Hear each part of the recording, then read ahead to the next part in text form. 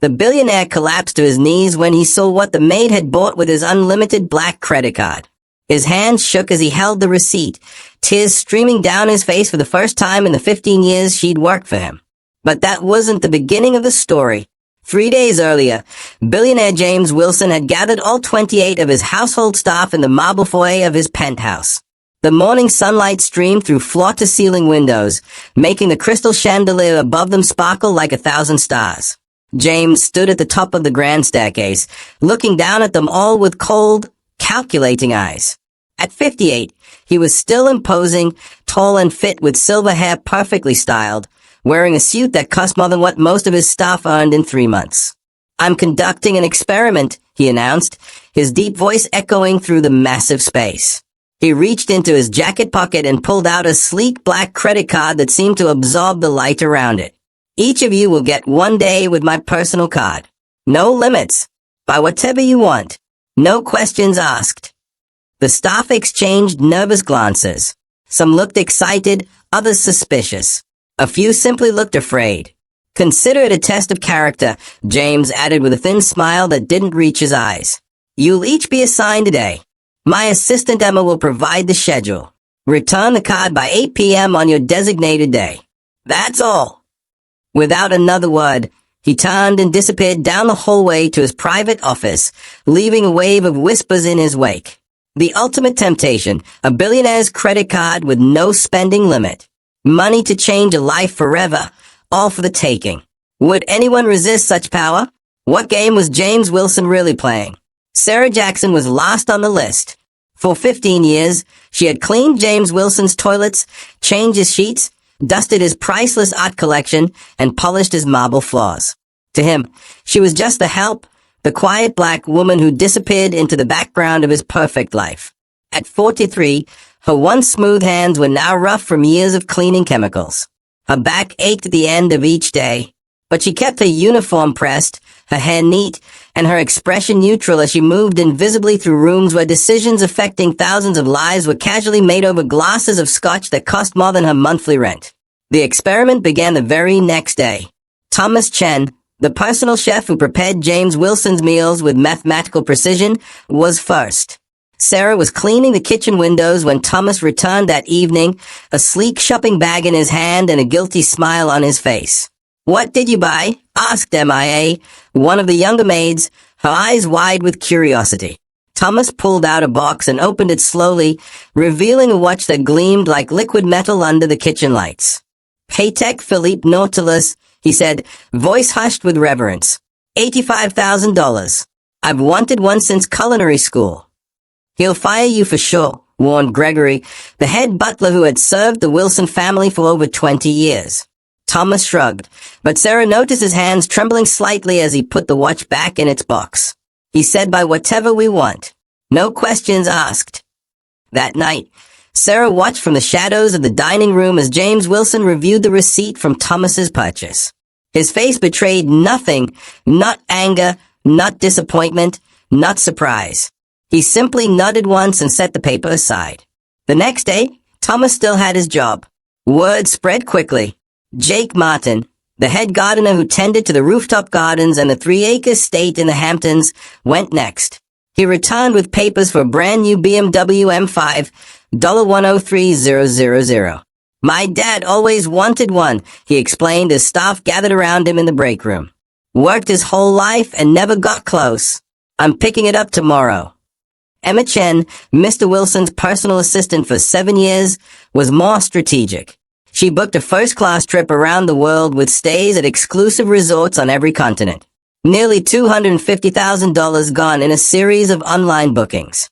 "I've helped him book these exact trips for years," she said defensively when Gregory raised his eyebrows at her. "Why shouldn't I experience them too?" Each night, Mr. Wilson would review the purchases without comment, his face unreadable as the amounts grew larger. By day 4, when the security chief bought a small vacation cabin in the mountains for almost $400,000, it was clear that no one was getting fired no matter what they bought. The spending became wilder: designer clothes, jewelry, down payments on houses, even a small yacht purchased by the chauffeur. Sarah watched it all, silently cleaning around their excited conversations. No one asked what she might buy. People like her were invisible in their world of sudden wealth. She was just a maid who slipped into rooms, removed the dust and dirt, and slipped out again, leaving everything gleaming but never touching the luxury herself.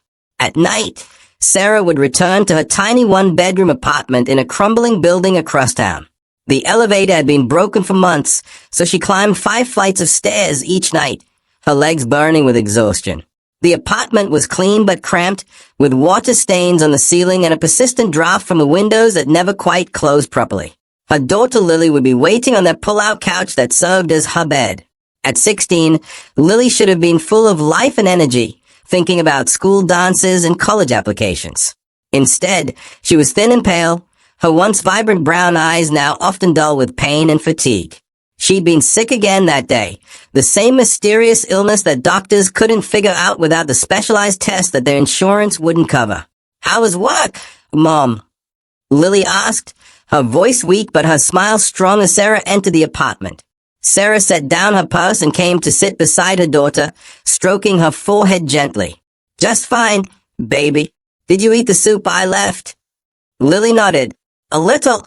Not very hungry today." Sarah swallowed the lump in her throat. 3 years of watching her daughter fade, of working extra shifts to pay for medications that barely helped, of fighting with insurance companies and waiting in emergency rooms only to be sent home with vague explanations and bills they couldn't afford. "Mr. Wilson is doing something strange at work," Sarah said, trying to distract both of them. "Is giving everyone his credit card for a day to buy whatever they want." Lily's eyes widened slightly. "For real? Like anything?" "That's what he said. No limits." "When's your turn?" Sarah smiled and squeezed her daughter's thin hand. "Not for a while. I'm last on the list." "What would you buy, Mom?" Lily asked, a spark of excitement lighting her face for the first time in weeks. Sarah looked around their small apartment at the second-hand furniture and the stack of medical bills on the kitchen counter. She thought about the specialists they couldn't afford to see, the treatments that remained out of reach. "I don't know, baby," she lied. "Get some rest now." Days passed, and the spending among the staff grew more extravagant. The housekeeper bought diamond earrings. The personal trainer purchased a sports car. The nutritionist paid off her student loans and her parents' mortgage. 2 of the security team went in together on a small airplane. Each day, Sarah cleaned around their celebrations, listening to their plans and dreams now suddenly within reach. She dusted the shelves in Mr. Wilson's study where photos showed him shaking hands with presidents and prime ministers. She polished the awards for business excellence and philanthropy that lined his walls. She emptied trash cans filled with half-eaten gourmet meals while her daughter survived on soup and crackers. On her assigned day, 2 weeks after the experiment began, Mr. Wilson handed Sarah the black card with barely a glance. "Sarah, isn't it?" he said, though she'd cleaned his home for over a decade, though she'd been there when his wife left him, when his mother died, when he'd thrown the legendary parties covered in the society pages. "Yes, sir," she answered, taking the card. It felt heavy in her hand, heavier than it should, as if weighted down with all the possibilities it represented. "Return it by 8 p.m., he said, already turning away, his attention back on his phone. She tucked the card into her uniform pocket and continued her work. All day long, that card burned against her leg like a hot coal.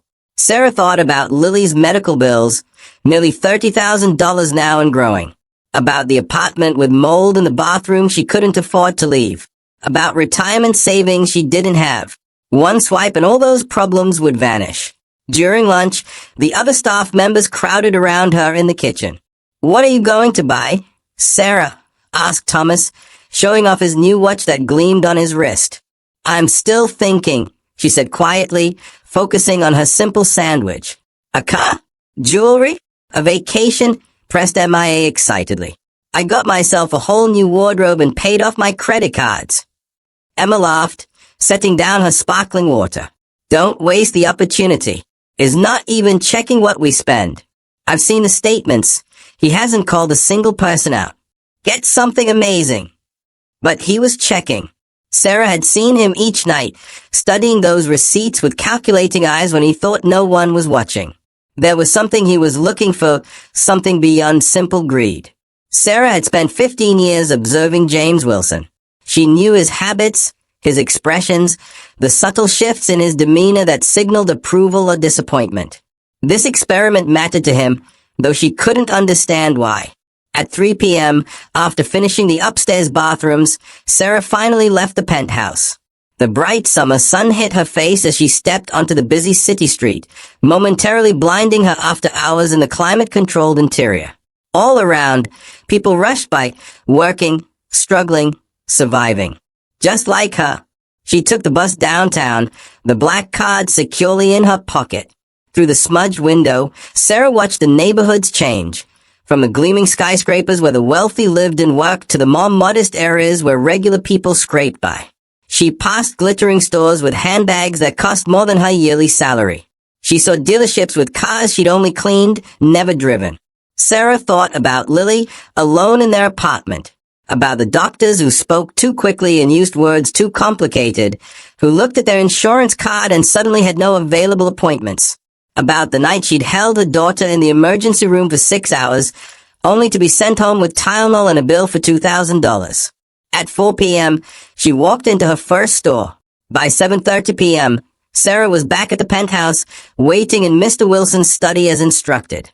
The leather chair felt too soft, too expensive beneath her. The other staff hovered nearby in the hallway, curious about what she'd purchased. She sat quietly, hands folded in her lap, receipt tucked in her pocket. Sarah thought about the past 15 years of her life. About the day she'd started working for James Wilson, grateful for the steady paycheck after her husband had left her and 3-year-old Lily. About the day she'd called in sick when Lily needed her, terrified she'd lose her job but more terrified of leaving her daughter alone. About cleaning up after parties where single bottles of champagne cost more than a month of Lily's medications. At exactly 8 p.m., Mr. Wilson entered, his shoes clicking sharply on the hardwood floor. He wore a different suit than this morning, charcoal gray instead of navy blue. Sarah wondered briefly who had laid it out for him, who had made sure the cufflinks matched his tie clip. "The card," he said, hand extended, not bothering to sit down. She returned it, then passed him her receipt, neatly folded. His eyes scanned the paper once, twice. The color drained from his face. His hand began to tremble visibly, the paper shaking in his grasp. "Everyone out," he whispered, his voice hoarse. "Except Sarah." The curious staff members who had been lingering by the doorway quickly disappeared. When they were alone, he looked at her, really looked at her, for the first time in 15 years. His ice blue eyes, usually sharp with calculation or dismissal, now held confusion and something else. Something that looked almost like pain. "Why?" he asked, voice breaking. "You could have bought anything. Anything at all." She met his gaze steadily. "Because some things matter more than money, Mr. Wilson." He fell to his knees then, the powerful billionaire brought low in his own study. The receipt fell from his hand to the floor as he covered his face, shoulders shaking with sobs that seemed torn from somewhere deep inside him. What had she purchased with a billionaire's unlimited black card? Nothing for herself. Not a penny. Instead, Sarah had gone to the children's hospital downtown, the same one where her Lily had been turned away last year when their insurance coverage ran out. She'd paid for treatment for 5 children whose families couldn't afford care.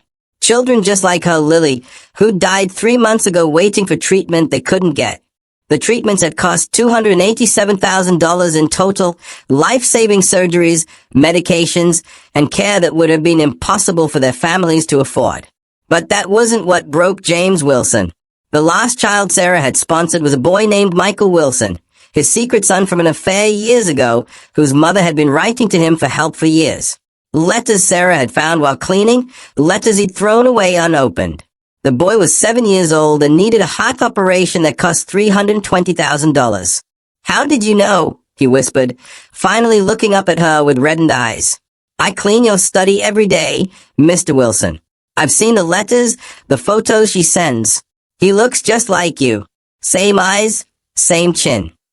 James Wilson slowly picked up the receipt from the floor, staring at it as if it contained some code he couldn't decipher. "You could have taken millions for yourself," he said. "You could have bought a house, a car, secured your future. Why this?"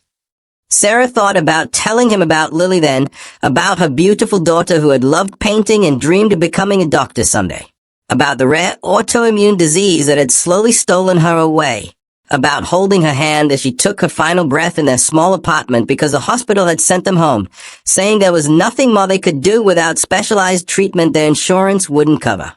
"Money can't bring my daughter back," she said simply instead, "but it can save your son." James Wilson's head snapped up, his eyes widening with shock. "Your daughter?" "Lily," Sarah said. Her voice steady, though saying her name still felt like pressing on a bruise. "She was 16. She died 3 months ago from complications of juvenile dermatomyositis, a rare autoimmune disease. We couldn't afford the specialists and treatments she needed." I didn't know you had a daughter," he said, the confusion in his voice revealing how little attention he had paid to the woman who had cleaned his home for a decade and a half. "There's a lot you don't know about the people who work for you, Mr. Wilson." The shocking truth? Sarah had known about his secret child for years. She'd been sending what little money she could to Michael's mother each month, ever since finding the first desperate letter 3 years ago. Even as she cleaned the home of the father who abandoned them, she'd been doing what this billionaire wouldn't, trying to help an innocent child who needed it. "I found the first letter from Claire 3 years ago," Sarah said quietly. "It had fallen behind your desk. I shouldn't have read it, but the photo fell out, a little boy in a hospital bed. I couldn't just throw it away."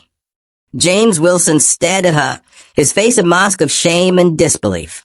"Every month since then, I've sent her $200 for my paycheck. It wasn't much, but it was something. I told her it was from an anonymous donor who wanted to help." Mr. Wilson stood slowly, tears still streaming down his face. He walked to the window and stared out at the city lights beginning to twinkle in the dusk. "All this time," he said, his voice hollow, "I've been looking for someone who would make the right choice. Someone with true character." He looked down at the receipt again. 27 staff before you took what they wanted: cars, jewelry, vacations, houses. Only you thought of others. Only you. He couldn't finish the sentence. "I didn't do it for you," Sarah said, rising from the chair. "I did it for that little boy. And for my Lily." He nodded slowly, wiping his eyes with a monogrammed handkerchief. "Tomorrow, I'm making changes to my will.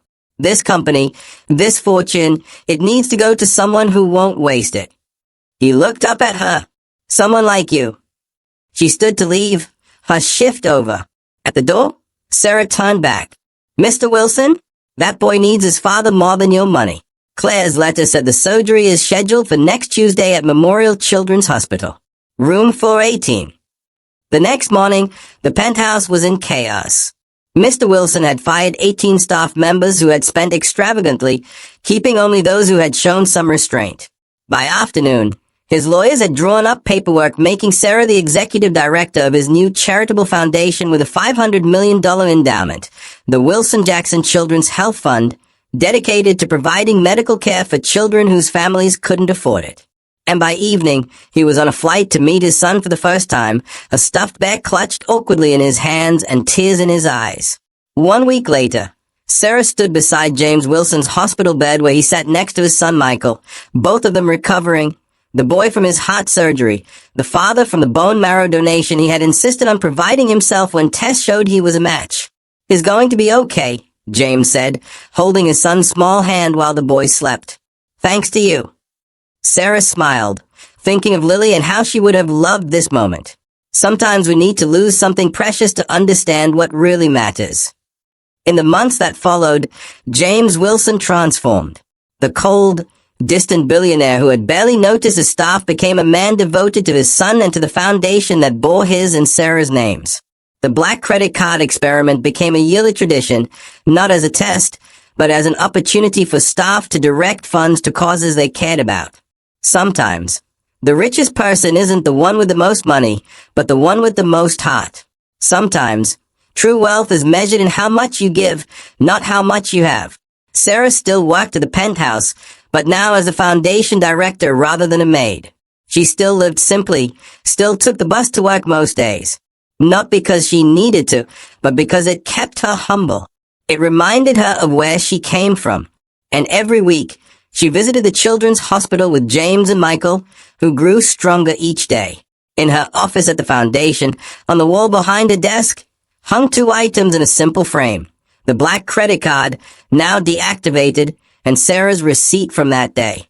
James had insisted on displaying them as a reminder that character isn't about what you take when given the chance. It's about what you give when given nothing. Sarah often thought about Lily on those quiet evenings when the foundation work was done. About how her daughter's short life and tragic death had somehow led to hundreds of other children being saved. About how a mother's love and grief had transformed a billionaire's heart and changed countless lives. In the end, it wasn't about money at all. It was about seeing people, really seeing them, in a world where too many remain invisible. It was about remembering that behind every service worker, every person who cleans our spaces and prepares our food and tends our gardens, there's a full human life with dreams and struggles and wisdom we might never imagine. And sometimes, the most extraordinary heroes are the ones we've overlooked all along. What would you have done with that black card? Would you have thought of yourself or others? Comment below and subscribe to our channel for more stories that touch the heart and challenge the soul. Sometimes the greatest wealth is found in the most unexpected places, just like the heart of a maid who changed a billionaire forever.